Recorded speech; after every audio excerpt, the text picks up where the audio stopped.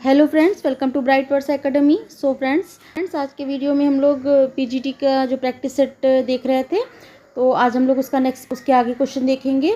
Class में हम लोग पीजीटी के एमसीक्यूज़ की प्रैक्टिस करेंगे। इसके पहले भी एक वीडियो हमने 50 एमसीक्यूज़ का अपलोड किया है, जिस प्रैक्टिस सेट चला रहा है इसकी सीरीज़। तो एक वीडियो हम अपलोड कर चुके हैं, आज इसका नेक्स्ट वीडियो है। तो आज हम लोग पीजीटी की मिसलेनियस क्वेश्चन इसमें रहेंगे। पीजीटी की प्रैक्टिस है। लास्ट में आपके कमेंट्स आ रहे थे कि मैम इसको कंटिन्यू करिए, तो इन्हें आपके लिए फिर वीडियो ले आए हैं। और तो चलिए फ्रेंड्स क्लास की ओर। अगर आपको क्लासेस अच्छी लग रही हो, हेल्पफुल हो रही हो, तो चैनल को लाइक, सब्सक्राइब एंड शेयर जरूर कर दीजिएगा। ओके, चलिए now come to the class. Okay, our first question is as flies to went and boys are we to the gods they kill us for their sport, who utters these lines। चलिए बताइए, ये lines जो है किसने कहा है, line किसके द्वारा कही गई है। as flies to wanton boys are we to the gods they kill us for their sport, who utters these lines। किसके द्वारा ये लाइन कही गई है। क्या कह रहे हैं कि जैसे कोई शरारती जो बच्चे होते हैं मक्खियों को मारते हैं, शरारत में बच्चे मक्खियों को मारते हैं, वैसे ही देवता भगवान जो हैं वो हम मनुष्यों के साथ खेलते हैं और हमें नष्ट कर देते हैं। जैसे बच्चे खेलते हैं, जैसे बच्चे मक्खियों को मारते हैं, वैसे ही भगवान हमारे साथ खेलते हैं। इसके द्वारा कही गई लाइन है किंग लियर, कॉर्डेलियन, एडगर, ग्लोसिस्टर। बताइए किसके द्वारा कही गई है। सो आई होप आपने सोच लिया होगा। तो ये आपकी लाइन है D is the right answer. Gloucester के द्वारा ये लाइन कही गई है। ये किंग लियर की लाइन है, spoken by Gloucester in King Lear act 4 scene 1। Okay, act 4 scene 1 में आपका ग्लोसिस्टर कहते हैं। ये जो लाइन है ग्लोसिस्टर द्वारा कही गई, वो कहता है कि जैसे शरारती बच्चे, बदमाश बच्चे जो हैं खेल खेल में मक्खियों को मार देते हैं, वैसे ही भगवान भी हमारे साथ करते हैं, मनुष्यों के साथ खेलते हैं और हमें नष्ट कर देते हैं। तो ये लाइन आपकी किसके द्वारा कही गई, ग्लोसिस्टर के द्वारा। Okay, D is the right answer.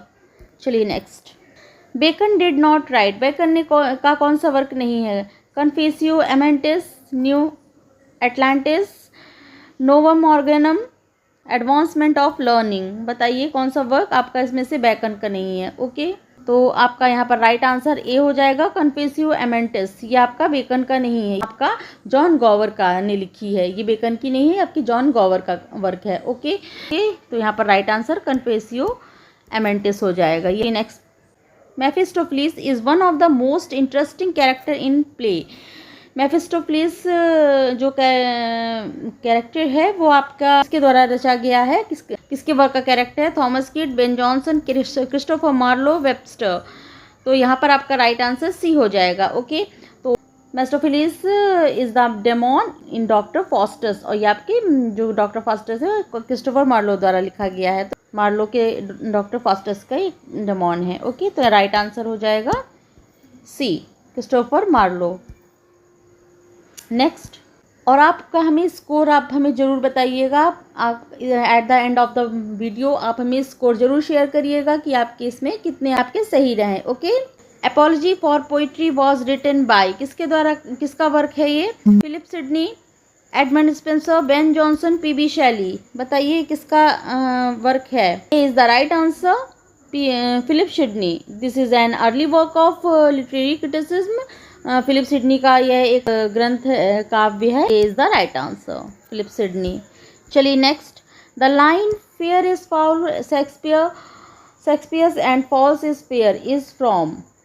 बताइए शेक्सपियर्स की जो लाइन है, the fair is foul and foul is fair, ये किसकी लाइन है आपको बताना है। Fair is foul, foul is frame, कहाँ से है, शेक्सपियर की है, लेकिन किस वर्क से है उनके। Macbeth, Hamlet, Othello, King Lear. बताइए, तो ये आपकी मैकबेथ की लाइन है। Spoken bye witches, setting theme of deception. Line है आपकी मैकबेथ में विचेस के द्वारा कही गई है, जो धोखे और नैतिक भ्रम का संकेत करती हैं। तो ये आपका यहाँ पर राइट आंसर हो जाएगा ए, मैकबेथ। ओके, चलिए next. Choose the correct chronological sequence in question number. चलिए क्रोनोलॉजिकल ऑर्डर में आपको लगाना है, बताना है क्या है इसमें से। चलिए देखते हैं। ओके,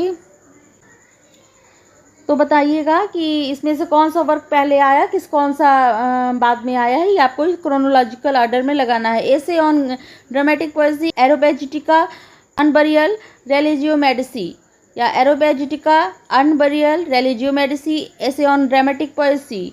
ओके, बताइएगा कौन सा इसका क्रोनोलॉजिकली ऑर्डर सही है।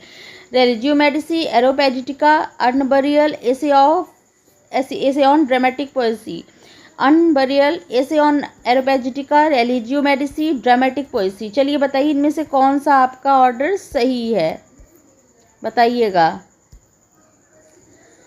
तो यहाँ पर आपका राइट आंसर हो जाएगा C. Okay, C is the right answer. C सबसे पहले आपका आया है रेलिजियो मेडिसी। कब आया है? 1643 में। ये थॉमस ब्राउन के द्वारा लिखी गई है, थॉमस ब्राउन के द्वारा है। एरोबेजिटिका ये 1644 में आया है मिल्टन के द्वारा।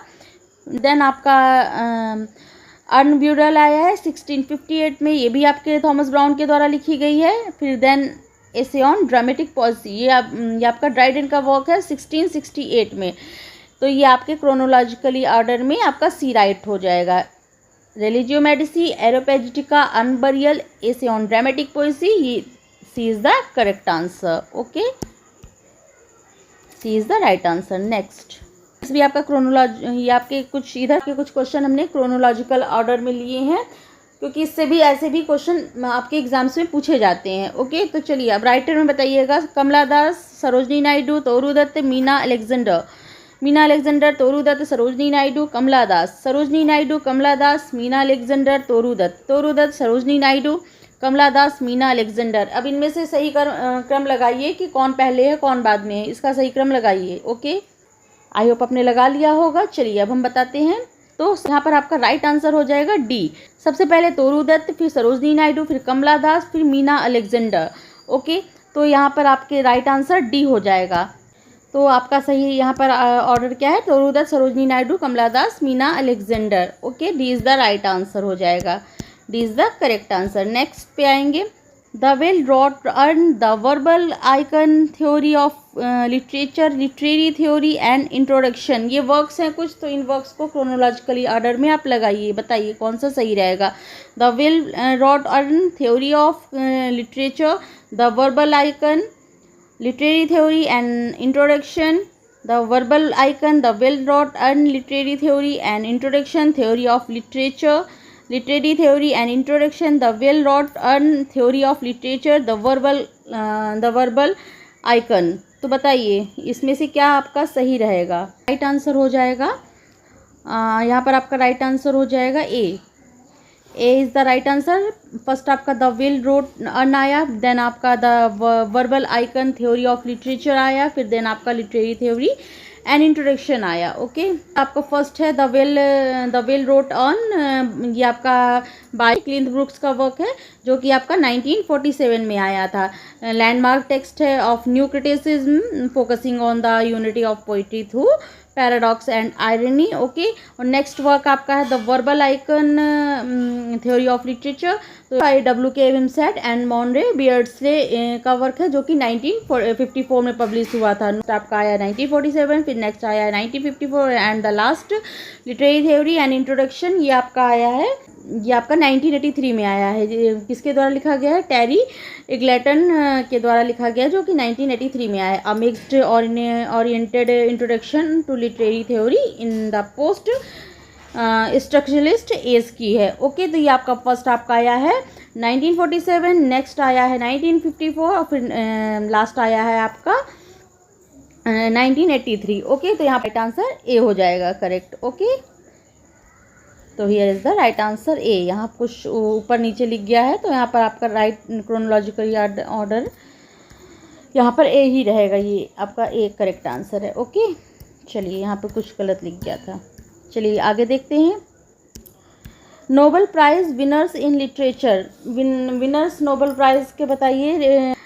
सीमस Heaney, TS. Eliot, Nadine Gordimer, W.B. Yeats, TS. Eliot, Nadine Gordimer, Seamus Heaney, TS. Eliot, Seamus Heaney, W.B. Yeats, Nadine Gordimer, Seamus Heaney, W.B. Yeats, TS. Eliot. चलिए सही बताइए, सही क्रम कौन सा है?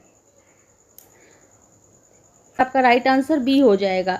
डब्ल्यू पहले आपके डब्ल्यू बी ईट्स को मिला है, फिर नेक्स्ट आपके टी एस इलियट है। डब्ल्यू बी ईट्स को आपको कब मिला है? 1923 में। फिर आपके नेक्स्ट टी एस इलियट को मिला है 1948 में। फिर नेक्स्ट आपको गॉर्डमर को मिला है 1991 में। ओके, फिर नेक्स्ट आपको सीमस हेनरी को मिला है 1995 में। तो ये आपका सही क्रम हो जाएगा B. Okay, B is the right answer. W B Yeats, T S Eliot, Nadine Gordimer, Seamus Heaney. तो ये आपके सही क्रम आपका बी होगा। Here is the right answer B. Clear? चलिए next. William Faulkner's the sound of the fury 1929 derives it title from. जो William Faulkner का द साउंड ऑफ फ्यूरी है वो 1929 में जो कि आया था, वो कहाँ से लिया गया है बताइए? जी बी शाह के वर्क से लिया, कॉलरिज के, एच जी वेल्स के, शेक्सपियर के। बताइए, हमने कम्युनिटी में भी पूछा था। तो चलिए बताइए इसका आंसर सही क्या होगा? तो right answer is D, Shakespeare का प्ले है, उससे ये आपका लिया है। आप बताइएगा कमेंट्स में इसका आंसर कि किस प्ले से लिया गया है। ओके, तो D is the right answer, Shakespeare के प्ले से है इसका title. Okay, next. In English literature the term Augustan denotes. Augustan terms English literature में जो बताता है, डेनोट करता है, क्या है बताइए? इसका मीन्स क्या है? A refined and classical style of 17th century एंड 18th century literature, a revival of Elizabethan literary tendencies, and adaptation of the classicism of ancient Greek literature. None of these. तो बताइए इसका क्या होगा सही आंसर?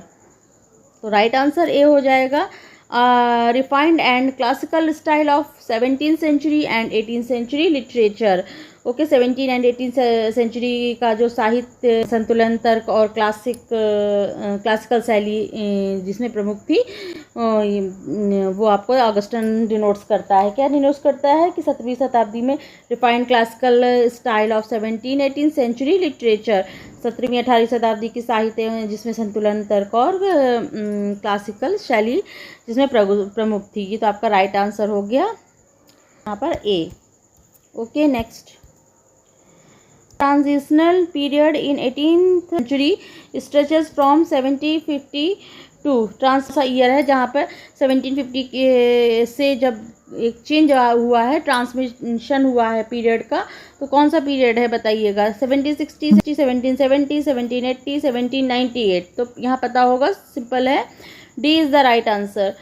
1798 में जब लिरिकल बैलेट पब्लिश हुआ, तब आपके ही रोमांटिक एज की एरा की स्टार्टिंग हो जाती है। तो ये आपका एक ट्रांसमिशनल पीरियड रहता है 18th century में। तो ये आपका राइट आंसर 1798 हो जाएगा। Okay, D is the correct answer. यहाँ से हमारे रोमांटिक एज की स्टार्टिंग हो जाती है। Next. In 1702 was the first newspaper which come into being. Okay, बताइए। A the Flying Post, the Daily News, the Weekly News, the Current Affairs. बताइए first newspaper in 1702 कौन सा है? तो राइट आंसर हो जाएगा A, Flying Post. Okay, A is the right answer, Flying Post. यह England के शुरुआती समाचार पत्र में से था। ओके, तो यहाँ पर फ्लाइंग पोस्ट हो गया। A is the correct answer. Next. Identified the critic who calls the 18th century an age of prose. किसने एज ऑफ प्रोज कहा है 18th century को? George Saintsbury, John Ruskin, W.H. Hudson, Matthew Arnold. बताइए। तो यहाँ पर right answer आपका हो जाएगा A, George Saintsbury. George Saintsbury ने 18वीं शताब्दी को एन एज ऑफ प्रोज कहा है। ओके, तो यहाँ पर राइट आंसर आपका हो जाएगा ए is the correct answer, George Sainsbury. Okay, चलिए देखते हैं क्या है इसमें 15 क्वेश्चन में। The hallmark of ancient classical literature is a harmonious balance between form and substances. This harmonious balance between form and substances was disturbed in the age of Pope and Johnson. The writers of the period cared for form, not for substance and weight of matter. They cared only for manner, for artistic finish and polish, but not for genuine poetic inspiration. Name the critic who expressed the above opinion. Okay, चलिए बताना है आपको किस critic की opinion है आप। तो इसमें कह रहे हैं साहित्य में प्राचीन शास्त्रीय साहित्य की पहचान और रूप सार के बीच में सामंजस्यपूर्ण संतुलन है, और जो प्राचीन जो हमारा एंशिएंट क्लासिकल लिटरेचर था उसमें फॉर्म एंड सब्सटेंसेस में एक बैलेंस था। पोप और जॉनसन की एज में ये डिस्टर्ब हो गया। क्या फॉर्म एंड सब्सटेंसेस का बैलेंस जो है वो डिस्टर्ब हो गया। The writers of this period cared for form not for substances. इस युग के जो राइटर्स है वो फॉर्म की केयर करने लगे बट सब्सटेंसेस उनको सार से कोई मतलब नहीं था। एंड वेट ऑफ मैटर कोई भी उनको मतलब केवल फॉर्म पर फोकस करने लगे। They care only for manner for artistic finish and polish but not for genuine poetic inspiration. केवल ढंग, कलात्मक और परिशुद्धता, परिष्कार की परवाह की, लेकिन वास्तविक काव्यात्मक प्रेरणा की उन्होंने परवाह नहीं की। तो ये राय व्यक्त करने वाले आपको आलोचक का नाम बताना है। W.D. हडसन, एडवर्ड अल्बर्ट ग्रिशन और W.J. कॉर्थोप। बताइए किसकी ओपिनियन है इनसे। तो यहाँ पर राइट आंसर आपका हो जाएगा बी। ओके, तो ये is the right answer B. Edward Albert की ओपिनियन है। एडवर्ड अल्बर्ट ने कहा है कि पोप और जॉनसन का युग जो है रूप पर अधिक ध्यान देता था, भाव पर नहीं। ये मेन इसका सार है कि एडवर्ड अल्बर्ट का कहना है कि जो पोप और जॉनसन का युग था, उनका एज था, उस समय खाली पर ज़्यादा ध्यान दिया जाता था, फॉर्म पर, भाव और सब्सटेंसेस पर नहीं। ठीक है, ओके, तो ये आपका राइट आंसर यहाँ पर एडवर्ड अल्बर्ट हो जाएगी, is the correct answer. Next पे आएंगे। द कैरेक्टर मैनफ्रेड अपीयर्स इन। किस में अपीयर हमें दिखता है ये कैरेक्टर मैनफ्रेड करके। बताइए। A Horace Walpole's the Castle of Otranto, Ann Radcliffe's the Mysteries of Udolpho, Clara Reeve's the Old English Baron, Mary Shelley's Frankenstein. बताइए किसकी है। तो यहाँ पर राइट आंसर क्या होगा आपका ए। वेलपोल्स की जो कैसल ऑफ ओटेंटो है, ये आपके कैरेक्टर हमें मैनफ्रेड जो कैरेक्टर है इसमें मिलता है देखने को। ओके, होरेस वेलपोल का द कैसल ऑफ ओटेंटो में कैसल ऑफ ओटेंटो का मुख्य पात्र है, मेन कैरेक्टर हो गया। ओके, यहाँ पर राइट आंसर हो गया A, Horace Walpole's the Castle of Otranto. Next पे आएंगे। Henry Fielding's Joseph Andrews is a burlesque of. Henry Fielding का जो जोसेफ एंड्रयूज है वो एक बर्लेस्क है, किसका है बताना है। Samuel Richardson, Pamela, doctor Johnson, wrestles, Lawrence Sterns का है the Sentimental journey, Oliver Goldsmith का द विक्टर ऑफ वेकफील्ड। बताइए किसका है। हेनरी फील्डिंग जो जोसेफ एंड्रयू है किसका आपका एक सटायर है, बर्लेस्क है। तो राइट आंसर ए हो जाएगा यहाँ पर सैमुअल रिचर्डसन का पामेला एक व्यंग है। हेनरी फील्डिंग का जोसेफ एंड्रयू जो है, रिचर्डसन की पामेला का एक व्यंग है। Okay, Samuel Richardson Pamela.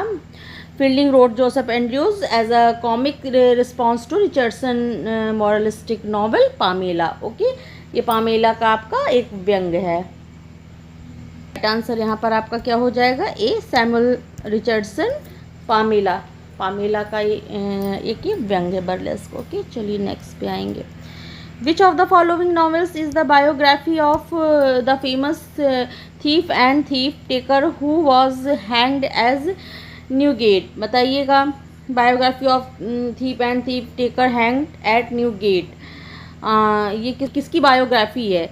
Henry Fielding, Tom Jones, Henry Fielding, Jonathan Wild, Daniel Defoe's, Captain Singleton, Laurence Sterne's the Sentimental Journey. बताइए क्या है बी। तो यहाँ पर B is the right answer. Henry Fielding का जोनाथन वाइल्ड एक प्रसिद्ध अपराधी पर आधारित है जिसे न्यूगेट में फांसी दी गई है। It is a satirical biography of real life criminal Jonathan Wild. ये जोनाथन वाइल्ड एक प्रसिद्ध अपराधी पर आधारित है जिसमें न्यूगेट में जिसे फांसी दी गई थी। ओके, तो यहाँ पर राइट आंसर आपका क्या हो जाएगा, Henry Fielding, Jonathan Wild. Okay, तो राइट आंसर बी। नेक्स्ट पे आएंगे। Who among the following was made poet laureate in 1730 and was bitterly criticized by other writers. Okay, बताइए 1730 में पोइट लैरोट बनाए गए और बहुत ज़्यादा क्रिटिसाइज किए गए अदर राइटर्स के द्वारा। ओलिवर गोल्डस्मिथ, कॉले सिबर, अलेक्जेंडर पोप, जॉर्ज टैब। बताइए क्या आंसर है। तो यहाँ पर राइट आंसर सी हो जाएगा, Colley Cibber. Cibber's appointment was controversial and criticized by Pope and others. तो राइट आंसर कॉले सिबर का है सर, जो कि 1730 में बने थे poet laureate. B is the correct answer.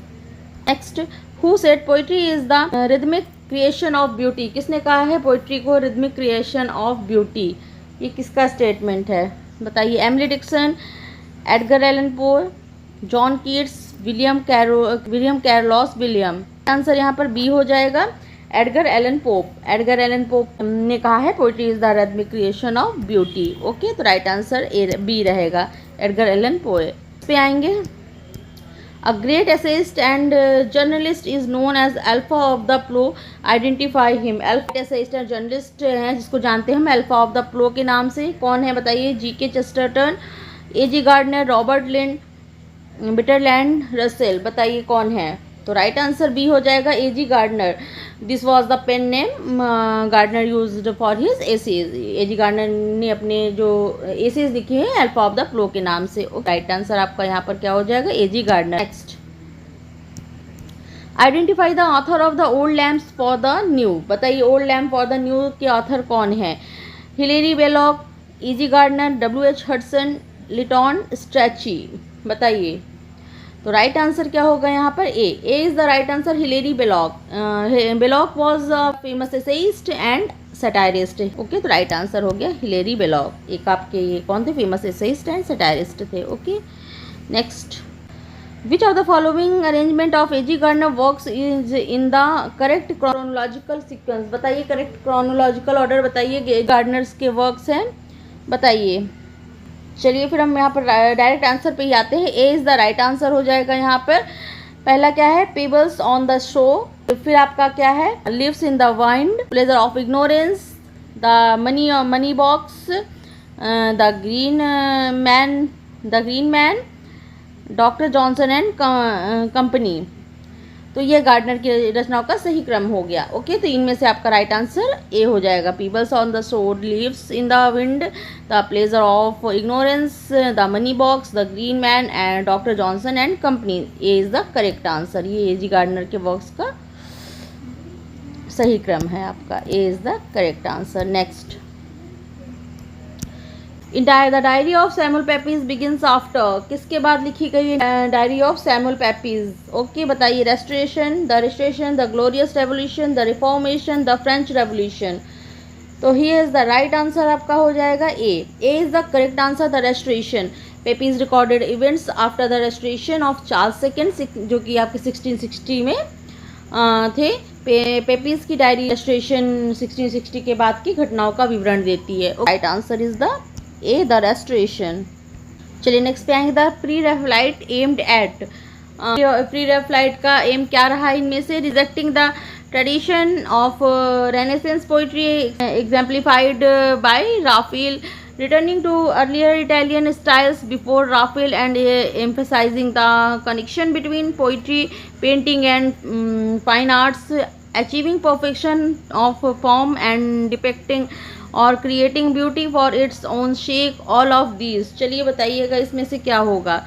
तो प्री रेफलाइट का आपका ये पूरा राइट आंसर डी हो जाएगी, सभी चीज़ प्री रेफलाइट का एम था। Okay, rejected Renaissance classicism, return to medieval styles and sought beauty for its own sake. Pre Raphaelites ने पुनर्जागरण की परंपरा को ठुकरा कर मध्ययुगीन जो मेडिवल स्टाइल्स थी, मध्ययुगीन शैली और सौंदर्य की खोज पर जोर दिया। ओके, तो यहाँ पर आपका all of this is the right answer हो जाएगा, D is the correct answer. Next, which of the following poem by Keats uses the Spencerian stanza. Keats की किस पोएम में स्पेंसेरियन स्टैंजा यूज हुआ है इनमें से बताइए। Endymion, the Fall of Hyperion, the Eve of Saint Agnes, Lamia, बताइए।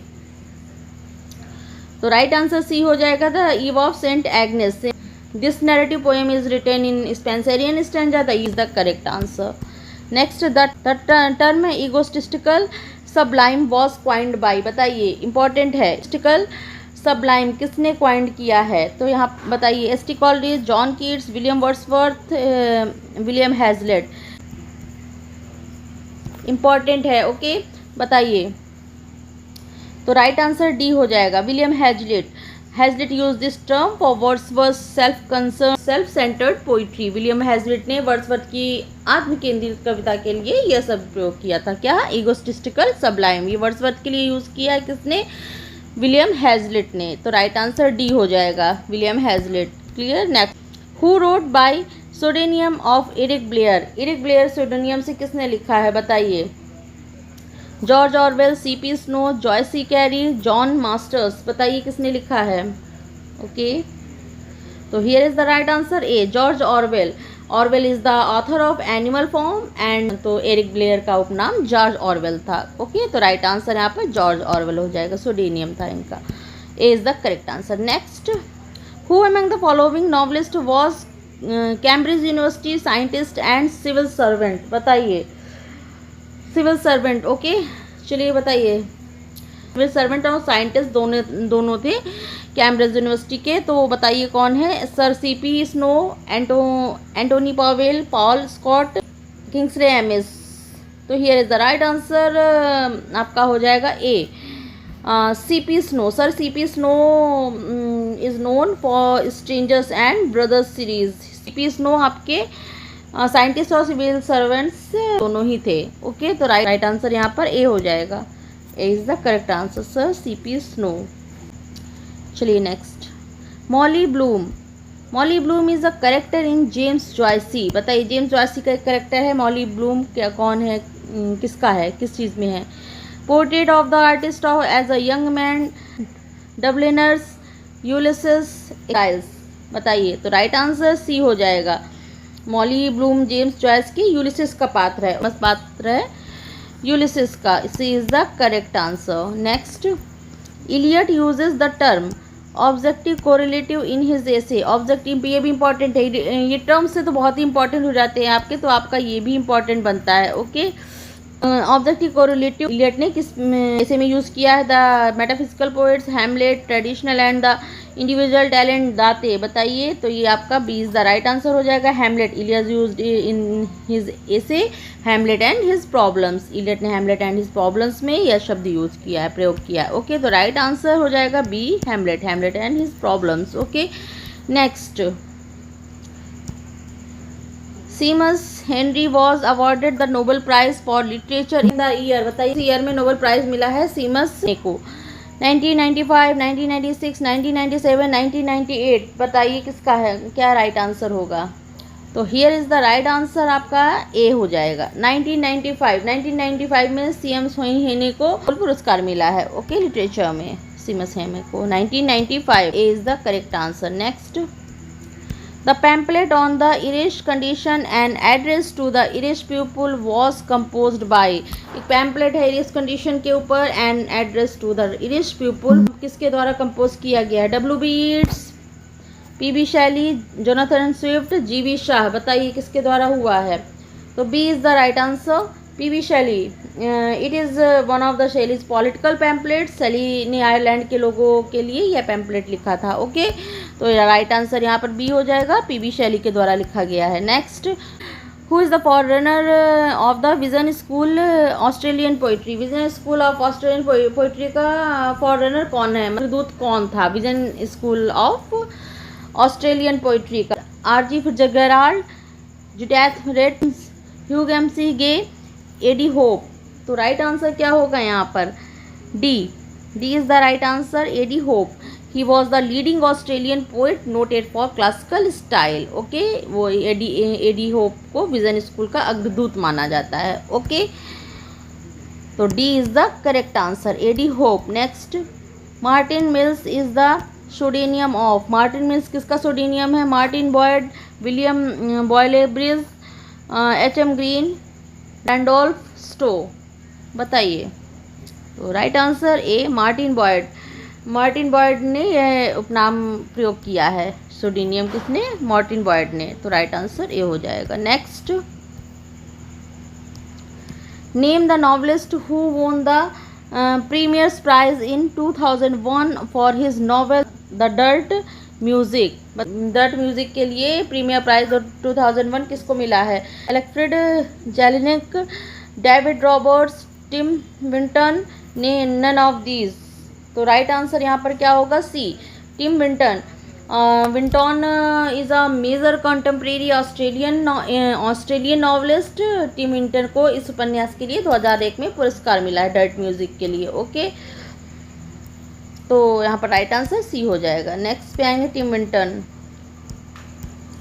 The Solid Mandala, a pre-war urban Australian novel is written by, बताइए the Solid Mandala is written by, किसके द्वारा लिखी गई है बताइए। The Solid Mandala pre war urban Australian novel is written by, Australian novel है the Solid Mandala, किसके द्वारा लिखी गई है। Kenneth Slessor, Randolph Stow, AL. Gordon, Patrick White. Okay, तो बताइए राइट आंसर डी हो जाएगा, पैट्रिक वाइट। पैट्रिक वाइट ने इस उपन्यास के लेखक हैं, इस उपन्यास को लिखा है पैट्रिक वाइट ने। Patrick White was the first Australian Nobel laureates in literature 1973। Okay, तो right answer Patrick White, D is the correct answer. Next, 1961 में the History of Australian Literature किसने लिखा है। Randolph Stow, HM. Green, Handel Richardson, Francis Adam, बताइए किसने लिखा है। तो राइट आंसर आपका बी हो जाएगा, एच.एम. ग्रीन। एच.एम. ग्रीन ने यह लिखा है आपका। Okay, history of Australian literature 1961 में एच.एम. ग्रीन ने लिखा है, तो राइट आंसर बी हो जाएगा। Next, Alexander Buzo is a famous Australian, Alexander Buzo जो है एक फेमस ऑस्ट्रेलियन है, नॉवलिस्ट, पोएट, एसेइस्ट, ड्रामाटिस्ट, क्या थे बताइए।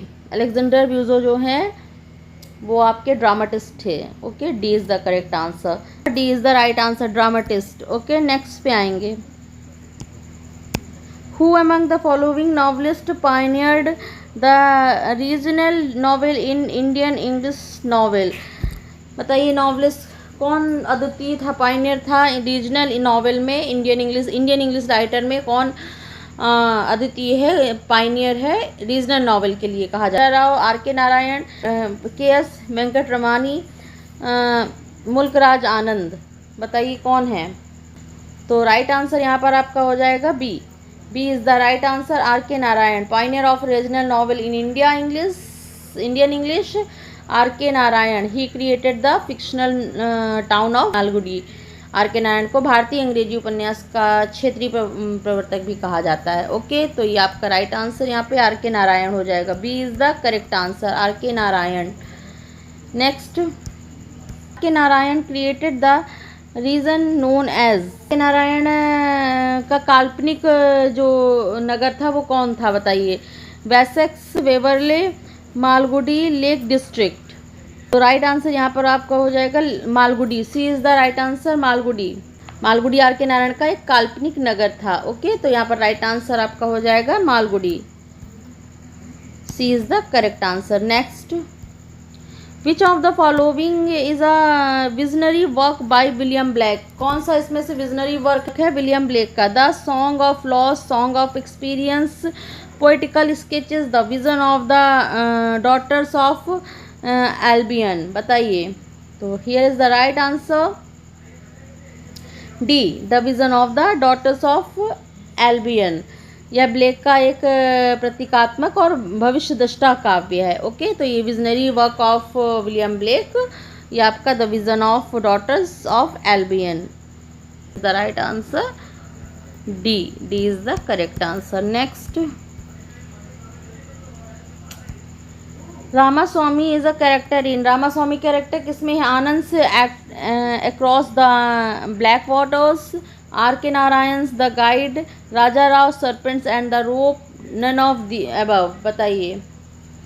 तो आपको रामास्वामी कैरेक्टर किस में देखने को मिलता है, तो C is the right answer, Raja Rao serpents and the Rope. Okay, Ramaswamy is the narrator and protagonist of this semi autobiographical novel. Ramaswamy Raja Rao के उपन्यास सर्पेंट एंड द रोप का के मुख्य पात्र है। ओके, तो राइट आंसर सी हो जाएगा।